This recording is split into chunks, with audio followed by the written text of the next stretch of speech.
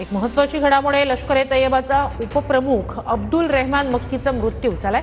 अब्दुल रहमान मक्कीचा हृदयविकाराच्या झटक्याने मृत्यू झालेला आहे। मक्की हा 26/11च्या हल्ल्यातील गुन्हेगार आहे आणि दहशतवादी हाफिज सईदचा नातेवाईक आहे। 26/11च्या हल्ल्यातील आरोपी गुन्हेगार लष्कर-ए-तैयबाचा अब्दुल रहमान मक्कीचा हृदयविकाराच्या झटक्याने मृत्यू झालाय।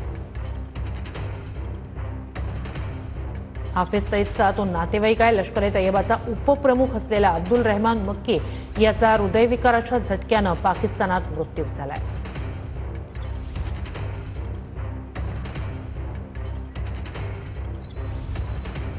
लष्कर-ए-तैयबाचा उपप्रमुख असलेला अब्दुल रहमान मक्की याचा मृत्यू झालेला आहे। हृदयविकाराच्या झटक्याने पाकिस्तानात त्याचा मृत्यू झालेला आहे। 26/11च्या हल्ल्यातील तो आरोपी आणि हाफिज सईदचा तो नातेवाईक अब्दुल रहमान मक्कीचा हृदयविकाराच्या झटक्याने मृत्यू झालेला आहे। लष्कर-ए-तैयबाचा उपप्रमुख असलेला अब्दुल रहमान मक्की याचा हृदयविकाराच्या झटक्याने मृत्यू झालेला आहे।